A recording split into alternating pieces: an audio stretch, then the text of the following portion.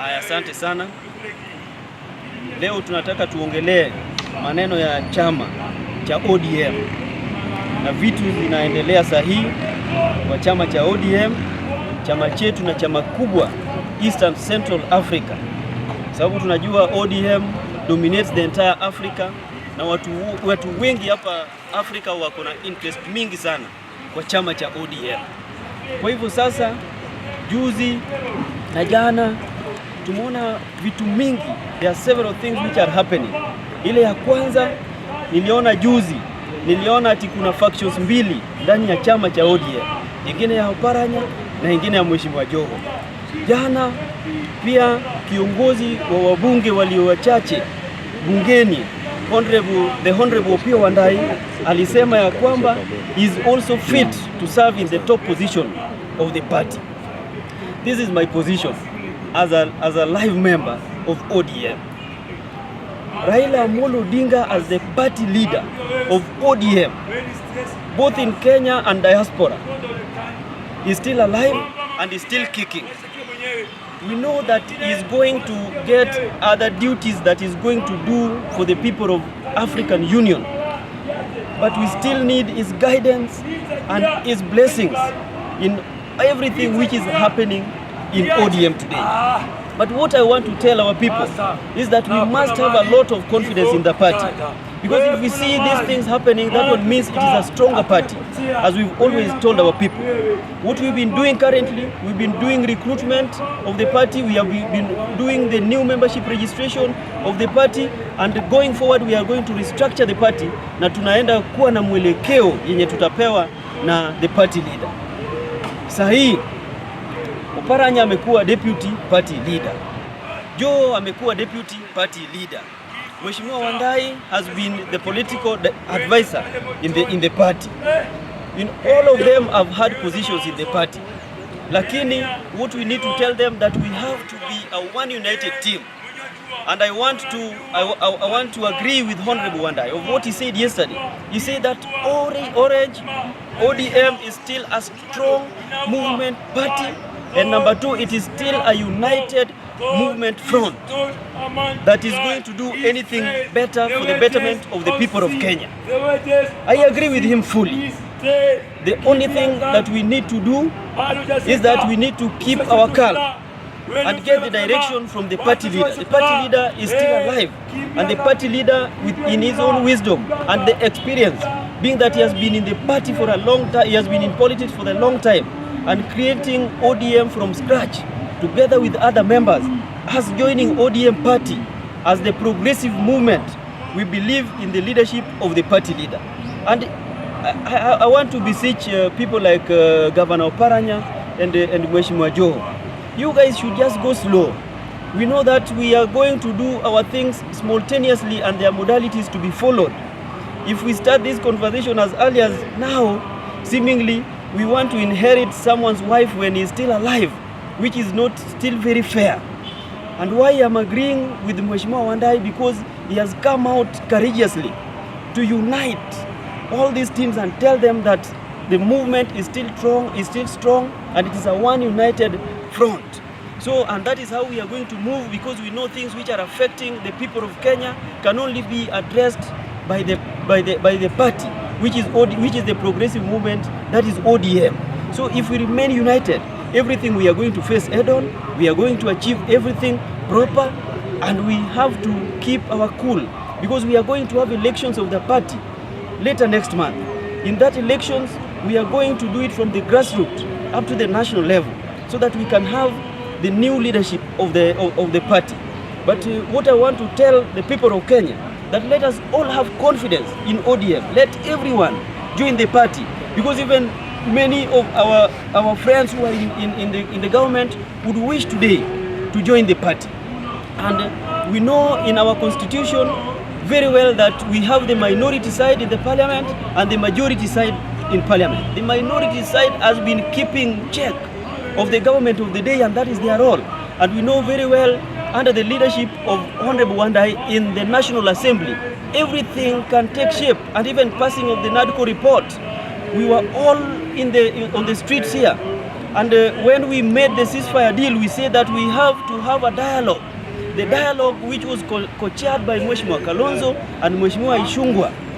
And to now, it has been tabled in the National Assembly under the leadership of Ishungwa and Mheshimiwa Wandai, and we know that something productive is going to come out of it. And other things are also going to follow. Otherwise, thank you so much. Okay, you have talked about the unity of the party, but most of the people are predicting maybe this poll between Joe and Oparanya might split the party. What's your take on it, or what can you say about it? Because most of the people are predicting that it might split the party. No. I think that one is far-fetched. The party is not going to split. When Mheshimiwa Joho, Mheshimiwa Oparanya and the party leader were in Wajir, the party leader told them to unite the party. And that is why I'm telling you clearly that yesterday, the minority leader, Honorable Opiyo Wandai, said that our party is still strong. It is a one united front which can still fight for everything. And we know in his own wisdom as Mheshimiwa Wandai, he can also unite Joho and Oparanya together. If so they want to divide the party, Mheshimiwa Wandai can come as a neutral figure to come and unite them so that we progress, we go forward. And as at now, there is no division in the party, and we've not heard of any war in the party. What we know is that party is a one united, strong front to keep the government on check. Okay, because you are a strong supporter of ODM, do you think this group people are predicting, do you think they exist, the two groups in ODM? Hata mimi nilisoma kwa gazeti.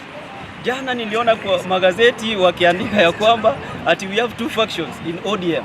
That is Joho side and Oparanya side. Nilisoma kwa gazeti, na mimi kama a staunch supporter of ODM, I don't think there are two factions. All the factions are under one united leader, Raila Amolo Odinga, and up to now he will still give the party a clear guidance, because we all know that as he will be exiting, it is not now or tomorrow. It is next year in January. He will leave for us an acting party leader. And an acting party leader should be someone who is courageous, can unite people, and we've seen his leadership skills. And he has also been attending all the party functions, as we've seen before. Asante. Makajos, recently we saw a photo of Junet, Joho, and Olekina and Babu Owino, and it has arisen a lot of questions, and youths are of the opinion that it is now time for Baba to leave the party to the youth. What is your opinion on that now that you are a youth leader? Thank you very much. I think every time people would anticipate change, all the progressive movements. However, change comes progressively. Our young people of this country have been the vanguard of change, and they have been part and parcel of the ODM movement. That is why we take pride that we have so many young people in ODM. The other day, I also saw the same photo that you saw of Mheshimiwa Olekina, Mheshimiwa Babu, Mheshimiwa Junet, Mheshimiwa Joho. Wote walikuwa pamoja, lakini siwezi sema walikuwa wapi. Hiyo sijaijua. Wangekuwa kwa party headquarters, ningesema they went to discuss party issues. However, when we saw their post, walikuwa nasema chama iko imara. That one means they are also still interested in being in the party of ODM. Number two, there are some people wenye wamekuwa tu kwa chama, lakini kuna wakati yenye hawakuwa. Mheshimiwa Joho amekuwa na sisi kwa chama. Wakati wa maandamano hatukumuona, lakini sasa hii amerudi. Mheshimiwa Junet tumekuwa naye kwa chama, lakini wakati wa maandamano hatukumuona. Mheshimiwa Olekina pia hata tukifanya recruitment hatukumuona. Mheshimiwa Babu tulikuwa naye hapa, akakuwa recruitment yenye tulikuwa Nairobi in Kamkunji. Kwa hivyo, what I would like to tell the public is that people and most of politicians have their interest, which is very consistent every time. And all the interest should not supersede the interest of the party. The party's interest should be number one on the table for any discussion. Because if we want to have a progressive party, and party who can stay for a longer time the way ODM has, or even ANC in South Africa, or even CCM in Tanzania, people must be genuine with each other. That is how we can get genuine leaders. However, we would go for someone who is courageous and has been part and parcel of the movement from the beginning to the end. From the beginning to the end. And you have to take in consideration of things that I've said, that we were there and other people were not there. That one should also sink so well. Then number two, the final thing on that one. What we know is that ODM as a party, and all of them, as you people have mentioned, all of them were given the tickets by the ODM party to go and vie for various positions. They vied and they were all successful. Except Governor Joe was not vying this time around. He was to be waziri wetu wa ardhi, ingawa ushindi wetu uliibwa. Hiyo haingeweza kuwa hivyo. Lakini hawa wote wenye walikuwa hapo kwa hiyo picha, all of them have benefited from the party. They have contributed to the party, and we appreciate their effort. And they should also appreciate the effort of the party of giving them the tickets to go and run for various positions. Asante. Makajos, you have also mentioned the issue of the NADCO report. We saw the other day Eugene Wamalwa and Martha Karua were in opposition of that report. What is your point on that, now that you have said that?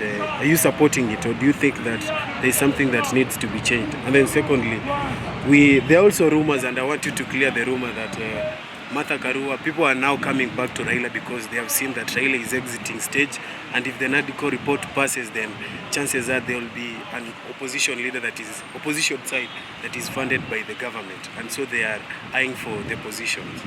Asante sana. Mheshimiwa Karua na Mheshimiwa Eugene, I think Mheshimiwa Eugene ndio nimeona, I've seen his view, and he delinked himself from the NADCO committee. He was there at the preliminary stages, and how I wish he could have resigned before going into that committee. How I wish he could have resigned even after the first sitting or only the second sitting.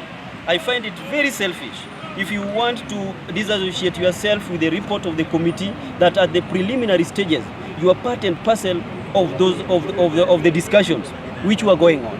We know very well that Kenya has got several challenges, and all Kenyan challenges can only be sorted out by the Kenyan people.